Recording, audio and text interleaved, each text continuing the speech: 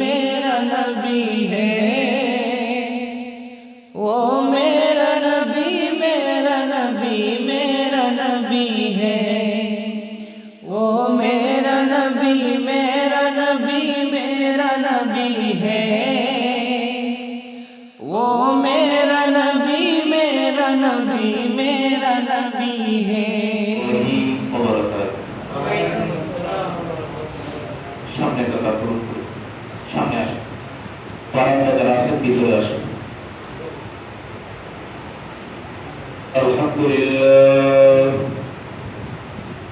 আলহামদুলিল্লাহ নাহমাদুহু ওয়া নাস্তাঈনুহু ওয়া নাস্তাগফিরুহু ওয়া নাউযু বিল্লাহি মিন শুরুরি আনফুসিনা ওয়া মিন সাইয়্যাতি আ'মালিনা।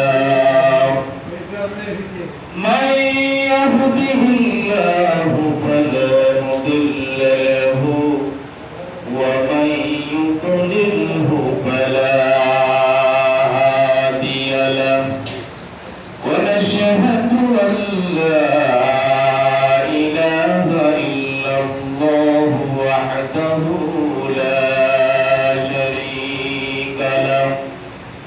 ওয়া নাশহাদু আন্না সাইয়্যিদানা ওয়া সানাদানা ওয়া হাবিবানা ওয়া হাবিবা কুলুবি রাব্বিনা ওয়া তাবীবানা ওয়া তাবীবা আরওয়াহিনা ওয়া মাওলানা মুহাম্মাদান আবদুহু ওয়া রাসূলুহু সাল্লাল্লাহু আলাইহি ওয়াসাল্লাম।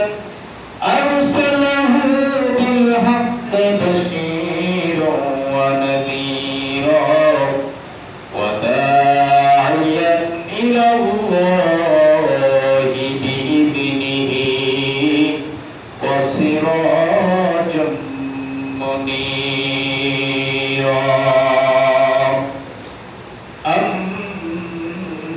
أما بعد فقد قال الله تعالى وتبارك في كلامه المجيد والفرقانه العظيم। সকলে পড়ি আউযু বিল্লাহি মিনাশ শাইতানির রাজীম। বিসমিল্লাহির রাহমানির রাহিম।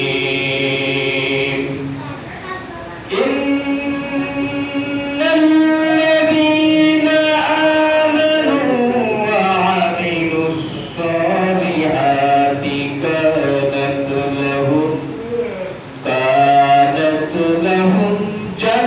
জান্নাতুল ফিরদাউসি নুজুলা খালিদিনা ফিহা লা ইয়াবুনা আনহা হিওয়ালা।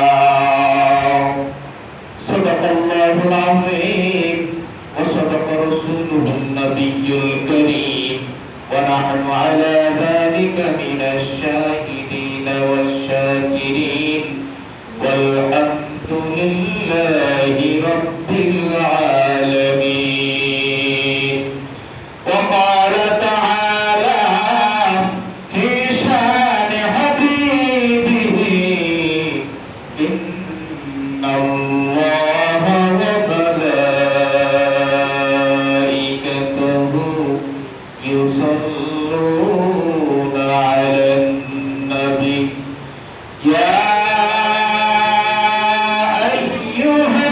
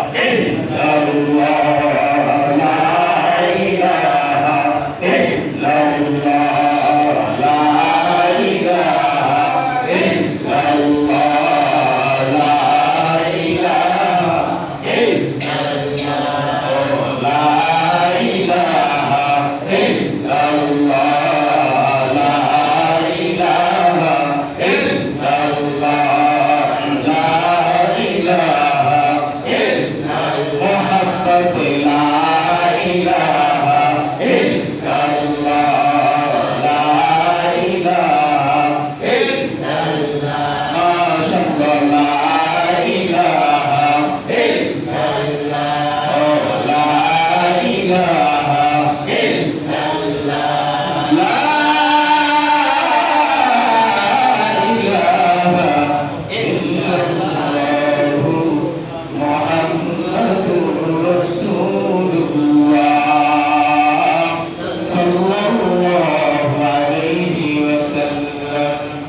اللهم صل وسلم وبارك عليه সম্মানিত হাজিরিন সম্মানিত মুসল্লিয়ান ইকরাম সম্মানিত যুবক বন্ধুরা মহান রব্বুল ইজ্জতের দরবারে লাখ কোটি শুকর এবং সুজুদ যে মহান আল্লাহ সুবহানাহু ওয়া তাআলা আজকে আমাদেরকে মহান আল্লাহ তাআলার হুকুম পবিত্র জুমার নামাজ আদায় করার জন্য মহান আল্লাহ তাআলা পবিত্র সানিয়ে কাবায় আমাদেরকে একত্রিত করেছেন। এই জন্য মহান রব্বুল আলামিনের দরবারে দিল খুলে মহব্বতের সাথে দিল মন উজাড় করে হৃদয়ের আবেগ অনুভূতিকে উজাড় করে মহান স্রষ্টার দরবারে সর্বোচ্চ কণ্ঠে মহব্বতের সাথে আমরা কালিমাতুশ শুকর আদায় করি। সকলে বলি আলহামদুলিল্লাহ, আর জোরে বলি আলহামদুলিল্লাহ। সম্মানিত হাজিরিন, জিলকদ মাসের আজকে দ্বিতীয় জুমা। এই জুমার আলোচ্য বিষয় হলো বেহেশতের পরিচয় আর জান্নাতীদের নিয়ামত। আমরা জান্নাতে যাইতে চাই কি চাই না? চাই। সকলে জবান খুলে বলি, আমরা জান্নাতে যাইতে চাই কি চাই না? চাই। জান্নাত তো একমাত্র আমাদের জন্য আল্লাহ তাআলা তৈরি করে রেখেছেন, ঠিক কি না বলেন? ঠিক। আল্লাহ তাআলা পবিত্র কালামুল্লাহ শরীফে বলেছেন, ইন্নাল্লাযীনা আমানু ওয়া আমিলুস সালিহাতি কানাত লাহুম জান্নাতুল ফিরদাউসি নুজুলা খালিদিনা ফিহা লা ইয়াবগুনা আনহা হিওয়ালা। সুবহানাল্লাহ। আল্লাহ তাআলা পবিত্র কালামুল্লাহ শরীফে আল্লাহ তাআলা বলেন, ইন্নাল্লাযীনা আমানু ওয়া আমিলুস সালিহাতি, ইন্নাল্লাযীনা আমানু, সর্বপ্রথম যারা আল্লাহর প্রতি ঈমান এনেছে। ইসলামের ভিতরে সর্বপ্রথম কাজ হলো মুমিন তো তারাই যারা আল্লাহর উপরে ঈমান এনেছে। আর যাদের নিকট আল্লাহ তাআলার বাণী পবিত্র কালামুল্লাহ শরীফ, যাদের সামনে আল্লাহ তাআলা কালামুল্লাহ শরীফের আয়াতগুলো নাযিল করেছে, আর এই আয়াতগুলোর তেলাওয়াতের মাধ্যমে ঈমানকে জিন্দা করে রেখেছে। ইন্নাল্লাযীনা আমানু, যারা ঈমান এনেছে, ওয়া আমিলুস সালিহাতি, যারা নেক কাজ করেছে, কানাত লাহুম জান্নাতুল ফিরদাউসি নুজুলা, তাদের জন্য আল্লাহ তাআলা জান্নাতুল ফিরদাউসের মেহমান খানা বানাইয়া রেখেছে। সুবহানাল্লাহ। আওয়াজ তো বলি সুবহানাল্লাহ। সুবহানাল্লাহ। আল্লাহ তাআলা কি লিখেছে? জান্নাতুল ফিরদাউস। রাসূল আকরাম সাল্লাল্লাহু আলাইহি ওয়াসাল্লাম বুখারী শরীফ ও মুসলিম শরীফের ভিতরে বলেছেন যে জান্নাতের ভিতরে 100টা স্থান রয়েছে। কয়শোটা?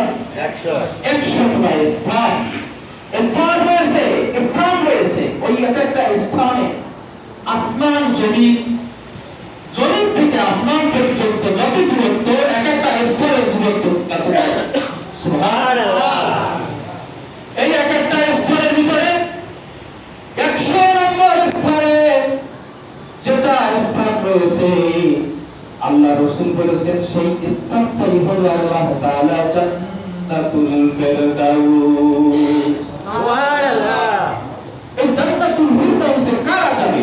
আল্লাহ তাআলা প্রথমেই বলেছে নিশ্চয় যারা ঈমান প্রথমে এনেছে আর ঈমান আনার সাথে সাথে যারা নেক কাজ করেছে, নেক কাজ করার সাথে সাথে যারা ইন্তেকাল করেছে, ওই ব্যক্তির জন্য আল্লাহ তাআলা জান্নাতুল ফেরদাউসের মেহমানখানা বানাইয়া রেখেছে।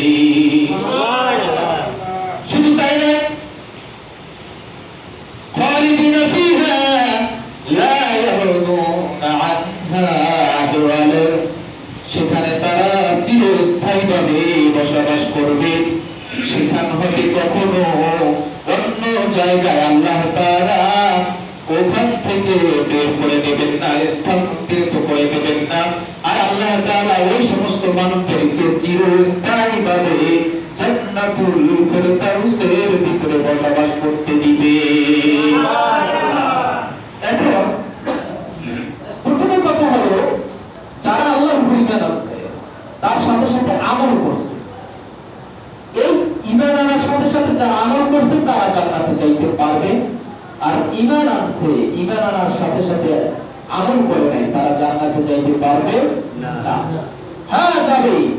অন্যায় হাদিসে এসেছে যে যে মানে সর্বশেষ যতটুকু নেক আমল করছে তার ভিতরে যদি জাবরা পরিমাণ ঈমান থাকে, নবীর কালিমা পড়ে থাকে, তার জ্বালাইয়া পোড়াইয়া সর্বশেষ আল্লাহ তাআলা ওই ব্যক্তিকে জান্নাত দিবেন। সুবহানাল্লাহ। সে যতটুকু পাপ করবে জান্নাতে সবাই যাবে, কিন্তু কথা হলো যে যেরকম পাপ করবে ওই পাপের সাজা ভোগ করে তারপরে জান্নাত পাবে।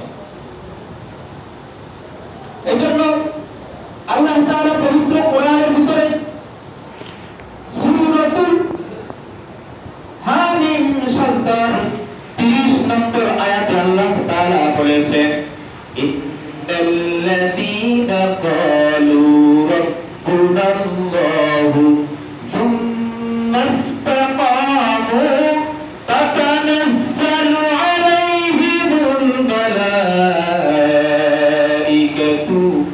আল্লা তাখাফু ওয়া লা তাহজানু ওয়া আবশিরু বিল জান্নাতিল্লাতী কুনতুম তুআদুন।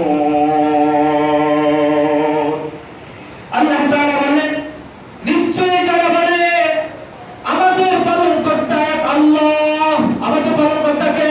আল্লাহ। সকলে যেমন খুলে বলি আমাদের পালনকর্তা কে? আল্লাহ। আমাদের সৃষ্টিকর্তা কে? আল্লাহ। আমাদেরকে খাওয়াইয়া রাখেন কে? আল্লাহ। আমাদেরকে বাঁচাইয়া রাখেন কে? আল্লাহ। আল্লাহ তাআলা এর জন্য সূরাতুল হামিম সাজদার 30 নম্বর আয়াতের ভিতরে বলে ইন্নাল্লাযীনা ক্বালু রাব্বুনাল্লাহ, যারা আল্লাহকে আল্লাহ বলে, যারা আল্লাহকে রব্বুল আলামিন বলে বিশ্বাস করে, তারপরে আল্লাহ তাআলা বলে সুম্মাস্তাকামু তাতানাজ্জালু আলাইহিমুল মালাঈকাতু আল্লা তাখাফু, অতঃপর তাদের অবসর থাকে না, তাদের কাছে ফেরেশতা অবতীর্ণ হয় এবং বলে তোমরা ভয় করো না, চিন্তা করো না, এবং তোমাদের প্রতিশ্রুতি আল্লাহ তাআলা জান্নাতের সুসংবাদ দিয়েছে। সুবহানাল্লাহ। যারা আল্লাহকে আল্লাহ বলে স্বীকার করে, আল্লাহ যে সৃষ্টিকর্তা, সকল কাজের ক্ষেত্রে আল্লাহকে রব্বুল আলামিন স্রষ্টা হিসেবে যদি স্বীকৃতি দেয়, ওই মানুষটা কখনো তার কাজ তার দ্বারা কোনো খারাপ কাজ হতে পারে না। এই জন্য বলছে আর যখনই মানুষটা আল্লাহকে আল্লাহ বলে স্বীকার করে তখনই দেখতে ওই ব্যক্তিটা ইবাদত করে।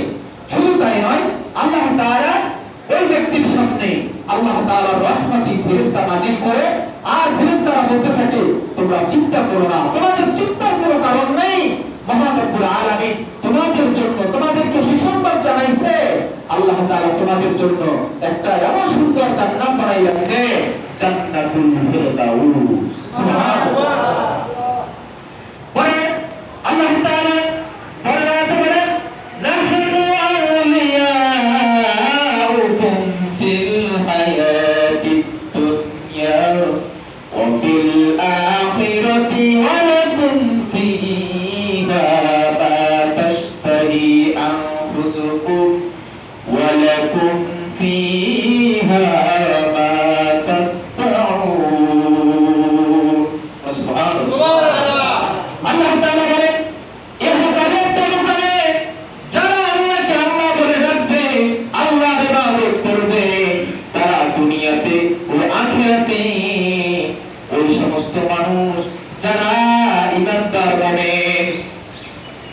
আল্লাহ তাআলা কি বলে, ইহকালে পরকালে আমরা ওই সমস্ত মানুষগুলোর সঙ্গী থাকবো।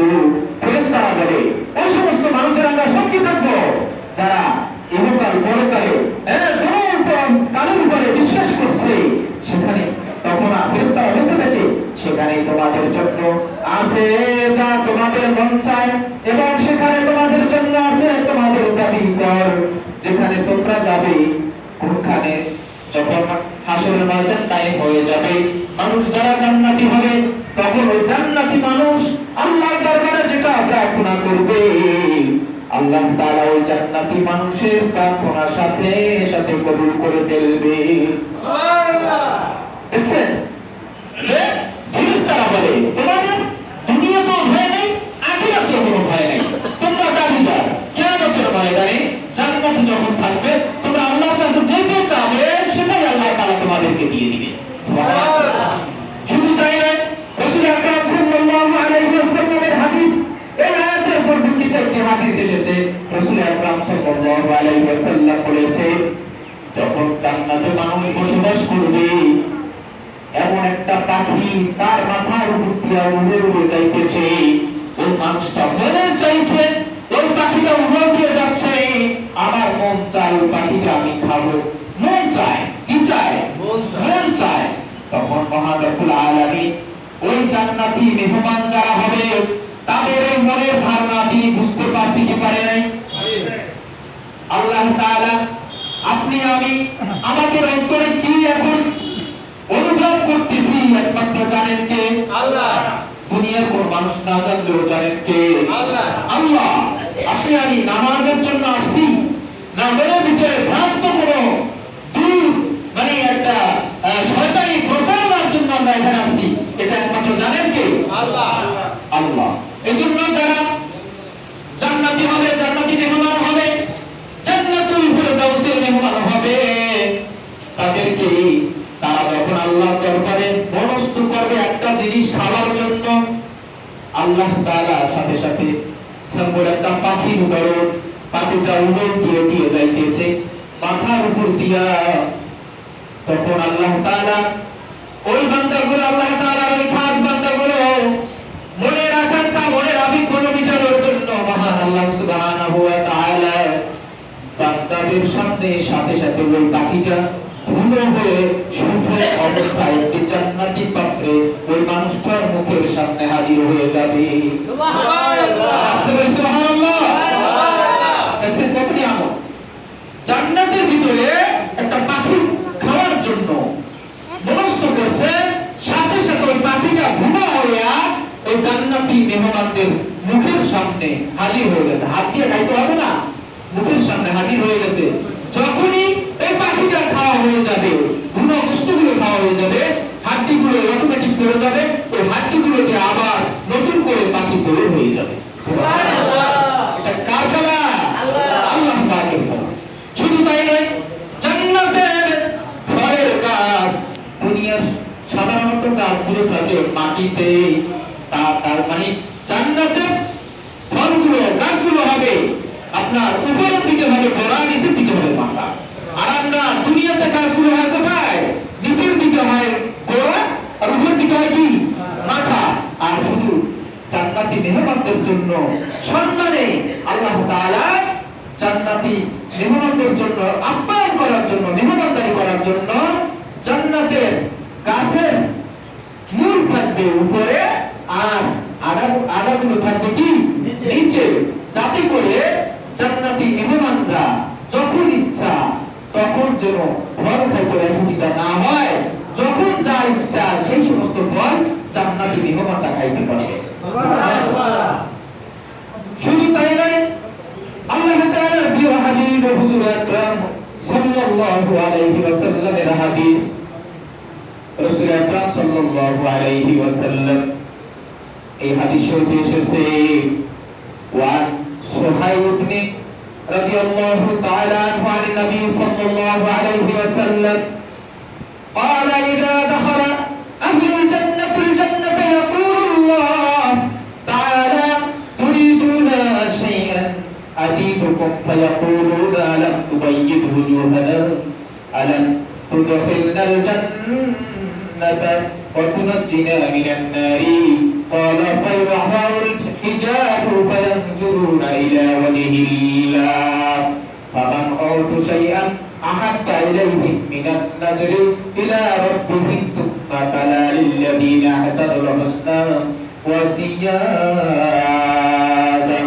رواه مسلم হযরত সুহাইব রাদিয়াল্লাহু তাআলা আনহু বর্ণিত তিনি বলেন হযরত নবী করিম সাল্লাল্লাহু আলাইহি ওয়াসাল্লাম বলেছেন বেহেশতবাসীগণ যখন বেহেশতে প্রবেশ করবে তখন আল্লাহ তাআলা তাদেরকে লক্ষ্য করে বলবেন তোমরা কি আর কিছু চাও যা আমি তোমাদেরকে অতিরিক্ত প্রদান করব যখন জান্নাতি মেহমানরা জান্নাতে প্রবেশ করবে তখন আল্লাহ তাআলা বলবেন হে জান্নাতি মেহমানগুলো তোমরা আর কি চাও তোমরা আমার কাছে আর কি চাও যা তোমাদেরকে অতিরিক্ত আমি দান করব তখন জান্নাতি মেহমান তারা বলবে আপনি কি আমাদেরকে মুখমণ্ডল উজ্জ্বল করেননি আপনি কি আমাদের মুখমণ্ডল উজ্জ্বল করেননি আপনি কি আমাদের বেহেশতে প্রবিষ্ট করেননি আপনি কি আমাদেরকে দোজখ হইতে মুক্তি দেননি হযরত রাসূল আকরাম সাল্লাল্লাহু আলাইহি ওয়াসাল্লাম বলেন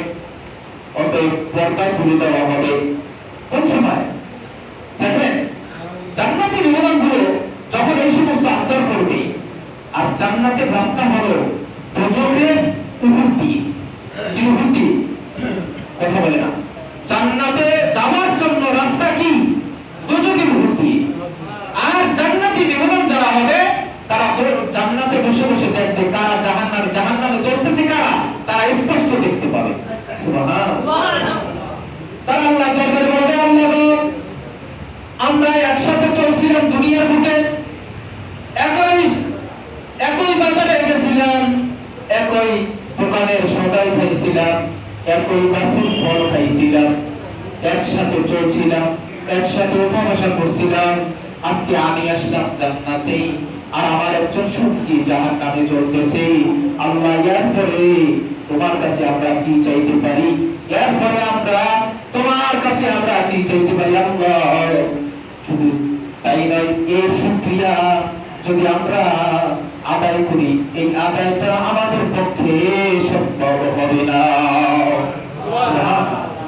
যে এক নম্বরে হলো আমরা যখন জান্নাতে আসি আমাদের মুখমণ্ডলগুলো একেবারে এমন আলোকময় করে দিয়েছে যেমন নূর চমকাইতেছে সুবহানাল্লাহ আমাদের মুখমণ্ডল একেবারে নূরের মতো চমকাইতেছে এমন উজ্জ্বল করে দিয়েছো আল্লাহ এরপর তোমার কাছে কি চাও দ্বিতীয় নম্বরে আমাদেরকে তো তুমি জান্নাত দিয়ে দিছো এরপর তোমার কাছে কি চাও আজ তারপরে বলবে আল্লাহ আমরা তো জান্নাতে আসছি আমরা চোখে দেখতেছি আমাদের চোখের সামনে অনেকগুলো মানুষ তারা জাহান্নামের ভিতরে জ্বলে পুরো ছারখার হয়ে যাচ্ছে কয়লার মতো অন্ধকার হয়ে যাচ্ছে আল্লাহ শুধু তাই নয় যেহেতু আমাদেরকে জান্নাত দিয়েছো শুধু তাই নয় জান্নাতে আসার পরে তো তোমার দরবারে আমরা খুশি শুকরিয়া আদায় করি শুধু এই শুকরিয়া শেষ হবে না আরো আবদার রয়েছে সেই আবদারটা হলো যে জান্নাতে আমরা আসছি এই জান্নাতের মালিকটা জানি কত সুন্দর